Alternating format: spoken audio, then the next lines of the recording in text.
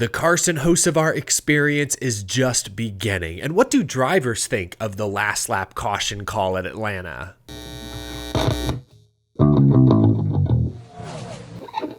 How's it going, y'all? My name is Eric. Welcome to Out of the Groove. It has been one of those mornings, y'all. I don't know if you can hear, but my allergies have gotten the best of me. I caved finally and got my hair cut a little shorter than I would have liked, which is why the hat is staying on. And it's just been so busy. My phone has been ringing off the hook nonstop. I'm just not wrecking enough people. I need to wreck more people. I think we have a bad connection, but hey, wrecks, especially wrecks on the last lap, have been a point of discussion this week. NASCAR's decision to end Sunday night's race under caution has been met with much scrutiny, but two notable drivers on their podcast platforms stated this week that they agreed with NASCAR's call. Kevin Harvick, who recently admitted he was angry with how NASCAR called the end of the Daytona 500, said the caution at Atlanta was the right move, and Denny Hamlin gave his take on his show Actions Detrimental. Said, quote, "If you ask the fans who want entertainment, no, it was not a good call in their eyes, but I can assure you there's not a driver in the field that would want that race to stay green, given the scenarios that were going on. Somebody seriously, and it could be your favorite driver, will get really, really hurt. A caution means it's an unsafe condition. That's the definition. So let's reset. Forget the past. They're 1-0. Let's start the trend of correct calls." I stand by my theory that if NASCAR had just thrown the caution at the end of the Daytona 500 like usual, there would have been far less outrage over the Atlanta finish. Disappointment? Sure. We could have had another side-by-side, maybe 3-wide finish at the line. But there wouldn't have been the outrage. It would have been instead of The inconsistency from one week to the next was the real problem. I agree with Kevin Harvick, recently retired driver, and Denny Hamlin, active Cup driver, that big wrecks on the final lap should typically warrant a caution.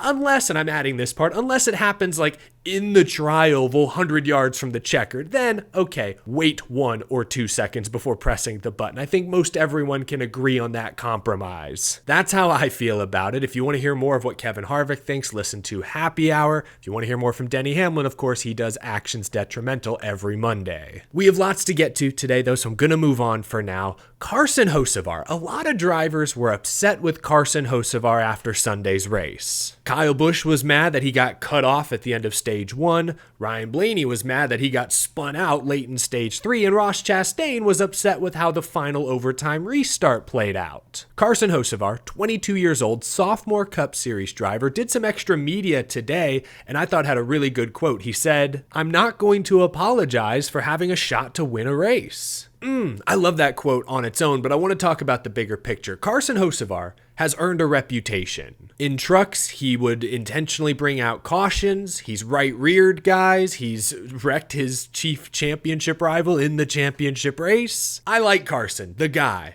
but he's made some poor decisions and some bad mistakes on his way up the NASCAR ladder. But that being said, I only saw one obvious mistake Sunday night. Spinning Ryan Blaney. That was a misjudgment, an error. You don't clobber someone in the rear bumper entering turn 1 at Atlanta. That's a recipe for disaster. Okay. But all the other stuff, yes, Hocevar was aggressive. He was up near the front all night on his own with no Spire teammates to work with. He took every run, plugged every hole. Look, I went back and watched Ryan Blaney's in-car over the last 20 laps. Guys were all over the place. At one point, I think it was Christopher Bell, got tight, shot up the racetrack. Thank goodness whoever was in that third lane gave him some space to catch the car, or that would have been a 20-car pileup.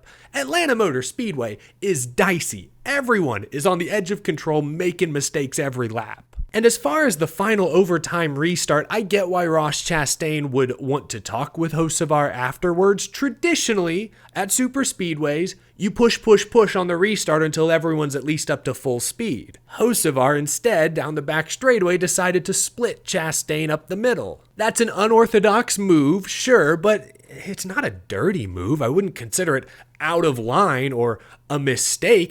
Hocevar finished second. He was side by side for the race lead when the caution came out. It worked out pretty well for him, I'd say. I get why Ross, who has a strong working relationship with Hocevar, would want to talk to Carson after the race. I thought he handled that perfectly, pulling Hocevar aside, away from the cars, away from the media to have a private conversation, not mouthing off to the reporters afterwards. I thought Ross and Carson handled that well. That's how you should handle it. But the move itself on the track wasn't a mistake, wasn't out of line, wasn't dirty. I guess my reaction to all of this is, I know Carson has a reputation, but since he's got to Cup, I don't think he's done anything yet that truly crosses the line. Constructive criticism is fine, but I worry that drivers, fans, the media are wasting their bullets too soon. Save some ammo for when Carson does finally cross the line, because he will. Oh, he certainly will. Ross Chastain did. When Chastain just overdrove that restart at Darlington, took himself and Kyle Larson out, got a talking to from Rick Hendrick,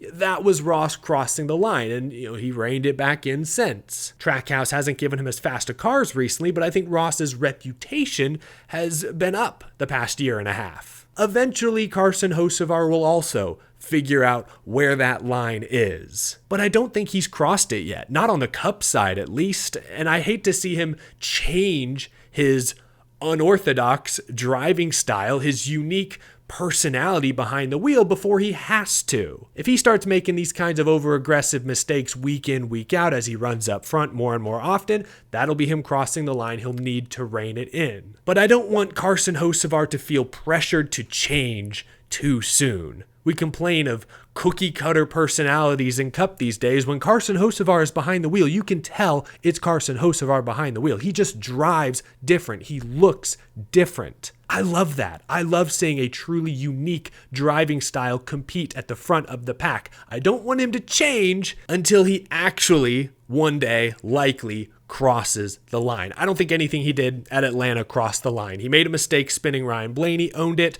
Kyle Larson walled Austin Cindric for the win. Hocevar was far from the only front runner to make an egregious mistake Sunday night. That's all. That's my take. When Carson Hocevar crosses the line, I will criticize, just like I criticized Ross Chastain when he crossed the line, and just like I criticized Hocevar when he crossed the line in trucks 2 years ago. Remember my rant in the car after that Phoenix race? When he crosses the line, we'll talk about it. We'll rein him in. But before then, I want to see his personality on track. That's all.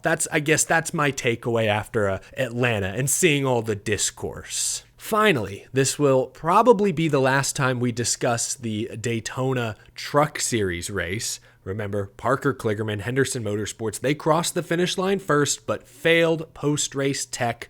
Truck was found to be too low in the rear. The team appealed, lost said appeal, and now both Parker Kligerman and the team's crew chief, Chris Carrier, have explained their side of the story. I'll put a link down below to the full episode of The Money Lap. That's the show Parker Kligerman does with Landon Castle. The post-race disqualification conversation starts around the 7-minute mark. I'll touch on a few of the highlights. Kligerman says that early 2023, a bulletin went out that changed the way Truck Series post-race inspection would operate. That was 2 years ago. Parker says this was the first time that this small Henderson Motorsports team had to go through that kind of post-race tech. Parker says that his team was told to raise the front of their truck further than is standard procedure, which in turn caused the rear of the truck to be too low. But, Parker says, once you've touched the front of the truck, NASCAR won't let you touch it anymore. You can't then lower it a little bit, readjust. Once you've touched it and taken your hands off, you're done. That's how post-race inspection operates. That's why the team wasn't able to readjust on the truck and perhaps prove that they were legal. Keep in mind, the crew chief for Henderson Motorsports was in the media center at this time doing their post-race winners press conference. And as Bob Pockrass Fox Sports noted a few days ago, the car chief or truck chief had been ejected earlier in the weekend due to failures in pre-race tech. So the issue is that you had inexperienced crew members going through this version of post-race truck tech for the first time ever. They didn't fully understand the procedure, and perhaps NASCAR did not follow procedure exactly right or did not explain to the team the proper procedure, leading to those mistakes, that breakdown in communication, and ultimately some miscalculations, as the team would allege. As of now, though, it's impossible for you or me to know for sure if the truck was legal. The team maintains that the truck raced and won legally, but a breakdown in post-race tech communication led to the wrong readouts. Crew Chief Chris Carrier released this statement today, saying in part, "We believe the post-race failure resulted from a misunderstanding between two NASCAR inspectors and our team, which led our road crew to follow incorrect instructions on the height sticks process. There was no malicious intent. However, we firmly believe our truck was not measured correctly and was not held to the same post-race procedures as the other trucks. Had our truck been inspected the same way as everyone else's, it would have passed. We believe NASCAR missed an opportunity to build confidence with its teams and fans by not overturning this ruling, especially given the clear miscommunication and inconsistent post-race inspection practices surrounding our truck." Dang. So, obviously, team, driver, crew chief maintain that they were screwed. Their argument is fairly convincing, but unfortunately, we'll never know. From my vantage point, when you mix an inexperienced team with